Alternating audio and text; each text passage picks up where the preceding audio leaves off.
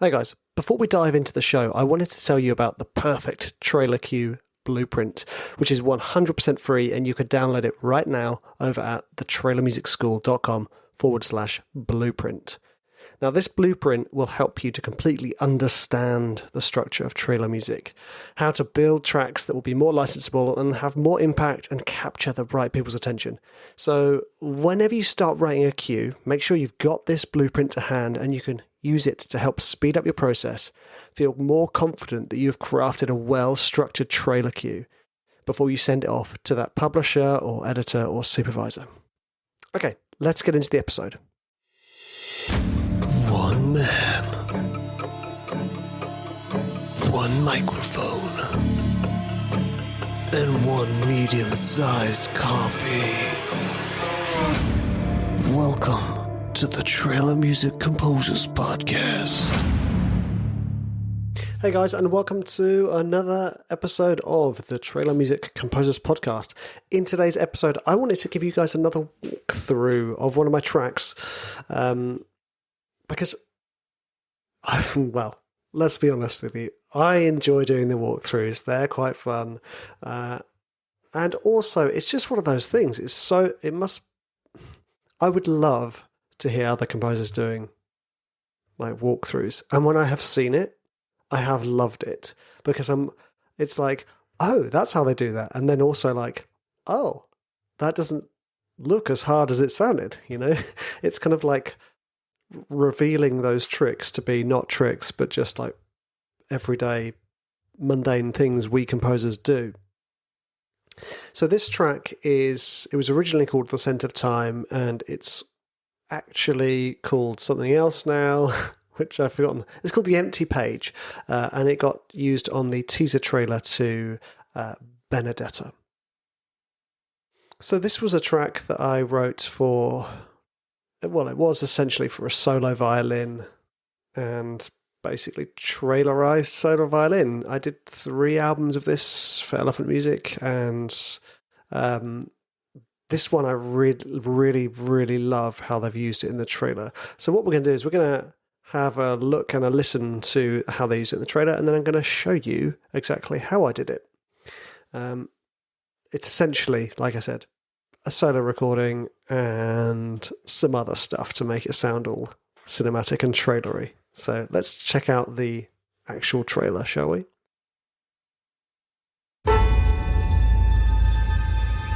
Dieu te parlera dans beaucoup de langues.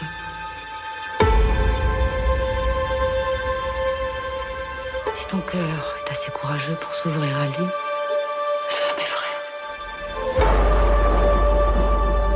Les voix de Dieu sont souvent terrifiantes.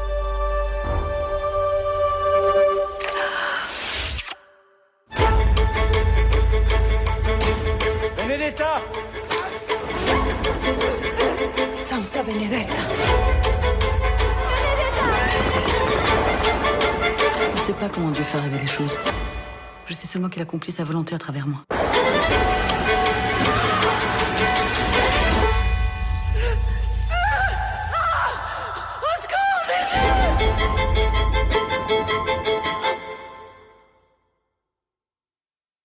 Okay, so there you go. That's how they use it in the trailer, which, as I said, I really, really like. So what I would like to do now I have my Logic file up front, is just talk a little bit about it, have a listen through, and then break down what I did. So it's pretty straightforward. I wrote this on piano. I think I deleted the piano track.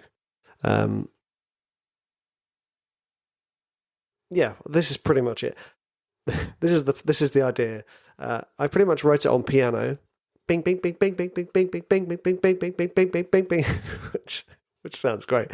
And wrote it in, obviously, the 3 acts. So let's, what we'll do first is, we're going to listen through. I'm getting really excited, sorry.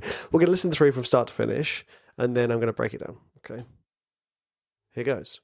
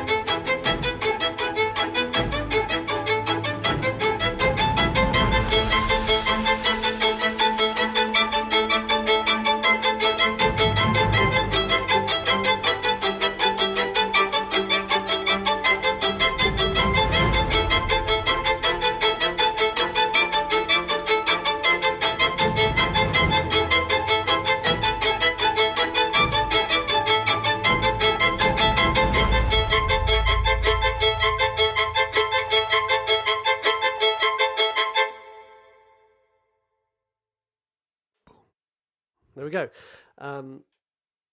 So as you can tell, they kind of used my Act 1 as Act 1, my Act 2 as their Act 2 and 3, and then my Act 3 as their kind of sign-off, their outro, their Act 4, their sting.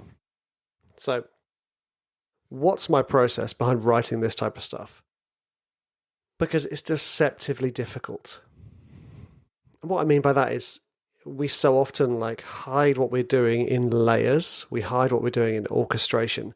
But when you're just dealing with one, okay, it's probably about 3 different violin takes here. When you're dealing with very, very simple parts and, you know, a violin and some atmosphere, essentially, you have to really eke out what you're doing.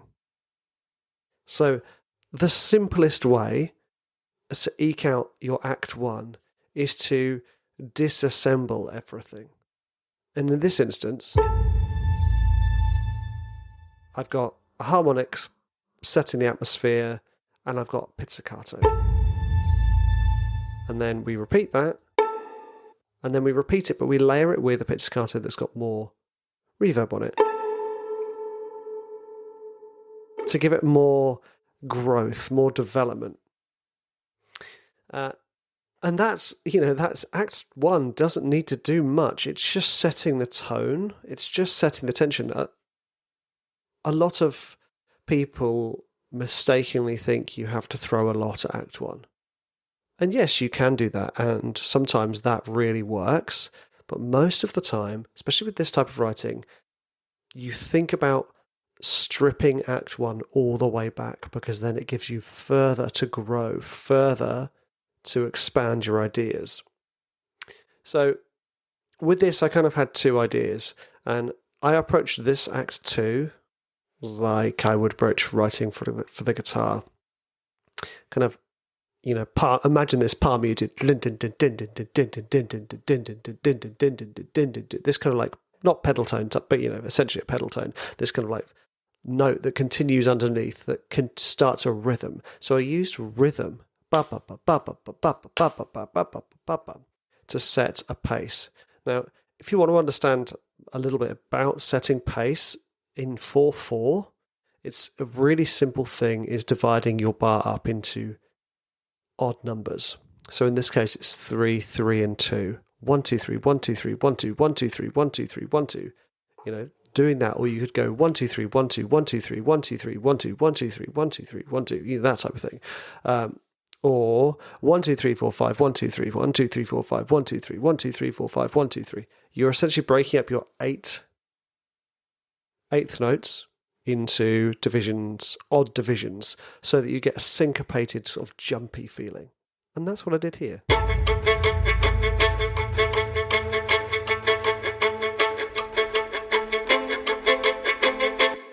And then it's just a simple idea of layering tones on top of that rhythm.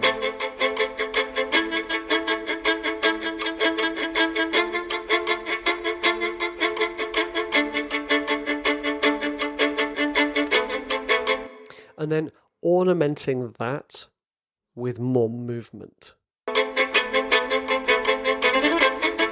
Okay, I'm just stopping here, this little run. So it's ornaments with movement. How can I repeat the same material but make it feel fresh and new? You add some runs, add some fills. You know, din din din din din din digga digga ding ding ding ding ding ding digga digga ding ding ding ding ding ding. The digga digga is really, really important because it makes this stuff feel new and fresh. And it gives it a sense of urgency. That kind of like digga digga is essentially like a roll into the next phrase.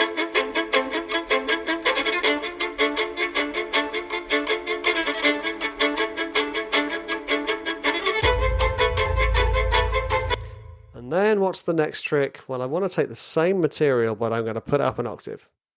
And therefore, what I've done is I've not written any more ideas, but I've managed to stretch this idea out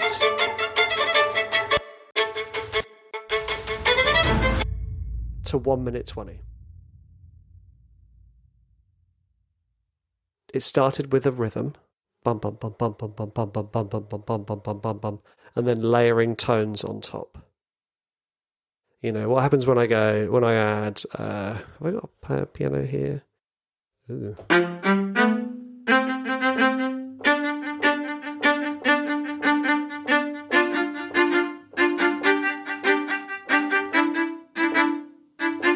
You hear, sorry, I don't know why, it's really laggy. Anyway, you kind of get the gist. It gives you this sense of movement and progression when all I'm doing is just playing around with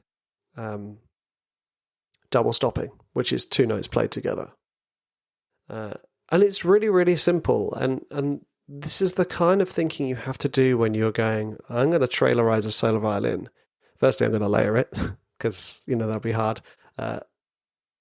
Some of the tracks weren't layered. Some of the tracks were just single arpeggios. But then I'm going to think about the rhythms. What have I got at my disposal? I want it to be simple, so I'm going to use simple rhythms. I want it to be simple harmonically, so I'm going to use simple harmonic language. And the fills I'm going to do aren't going to be crazy. It's just simple sort of 16th note runs. Digga. Okay, now, oftentimes in these act 3s, you go, okay, well, I can't really eke out much more without crazy layering on this rhythm. Din, din, din, din, din, din, din, din. So what I did was I took that rhythm, 1, 2, 3, 1, 2, 3, 1, 2, and turned it into an arpeggio. 1, 2, 3, 1, 2, 3, 1, 2.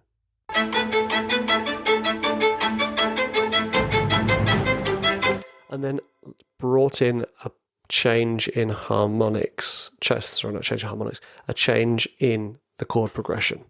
Because up until this point, there hasn't really been a change in chord progression. There's been implied progressions. But now with this stuff,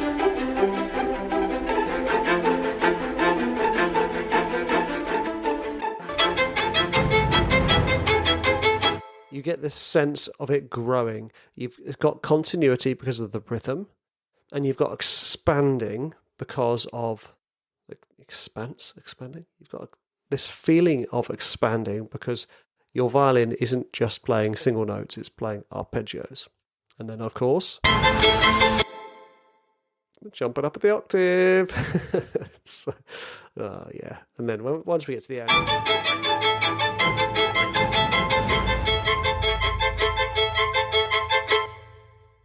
that's the sting. It's just that arpeggio played up an octave. It's quite the challenge doing this stuff. As is with writing just drum tracks, you have to really start to think, I don't want to say cleverly, but you have to become really smart with what you're doing and how you're writing. And what that means is, this piece is born of the rhythm 1, 2, 3, 1, 2, 3, 1, 2. I didn't bring that in until after Act 1. Act 1 is atmosphere setting the tone. I wanted tension and a sub-boom, violin harmonics, and a close recorded pizzicato, which I think was me actually. Yeah, probably. I think this Col Legno was me as well. Yeah. You've got this simple things, 3 elements. The harmonics here create the sense of space. The sub creates impact and brings more emphasis to that space, brings more weight and scale. Because of the way that sub is EQ'd, it's very low, heavy, and no top end, which implies that that sound has come from a really, really long way away.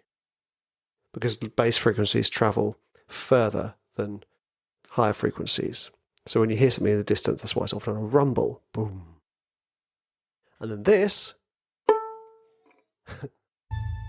brings it close to us. So we have these 3 stages of distance. And each of them gives each other context.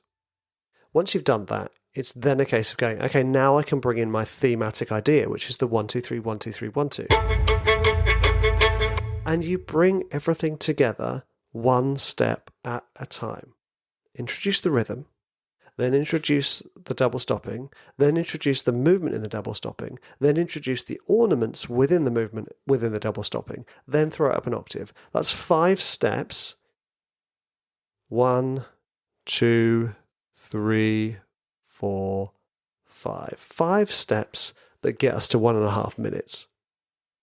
And then the same ideas kind of continue with this arpeggio. Bring in a chord progression, which then allows us to repeat the 1, 2, 3, 1, 2, 3, 1, 2 for a whole sort of 20, 30 seconds. And then chuck it up an octave, give us another 20, 30 seconds, and then repeat the thematic idea, but with more emphasis, which is the 1, 2, 3, 1, 2, 3, 1, 2, the arpeggio, as your sting, as your outro, as your act 4. I wouldn't call this my act 4. I would call this my, sting, basically.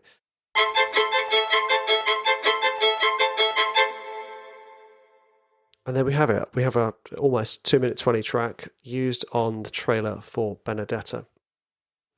The violin, apart from the col legno and the pizzicato, wasn't played by me. If it was, you would know. It was played by a violinist I got off of Upwork. I simply sent over the MIDI. I think I sent the MIDI. Yeah, pretty sure I sent the MIDI file with a backing track, and then just got them to play sections. So remember, when you're working with loops, you can be economical with your players. You can say, "Hey, just play this loop and nail it," and then, like I did here, this was this.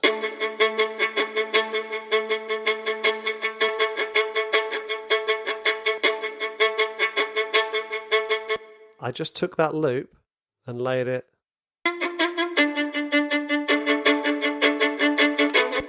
under there. Okay?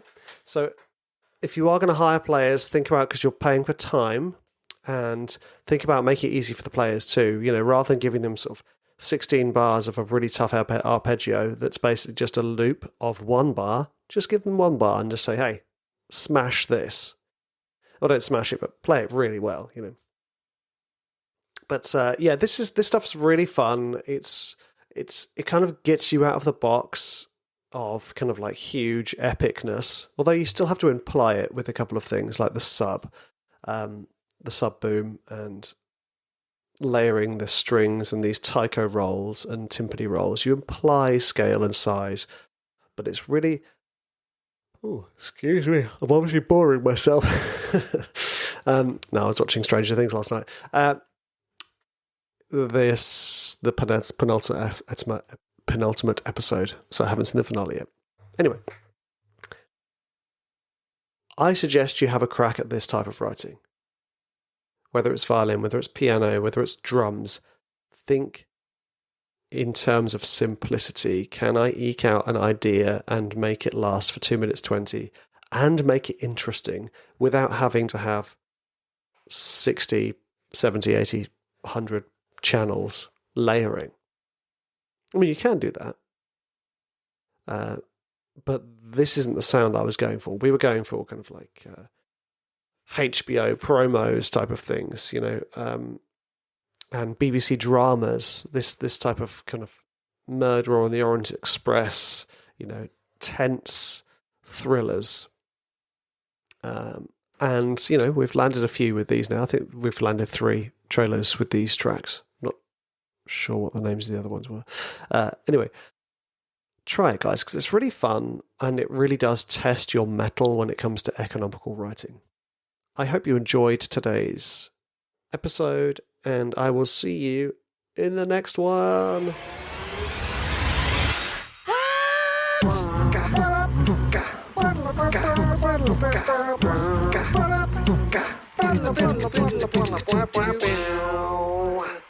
Amazing.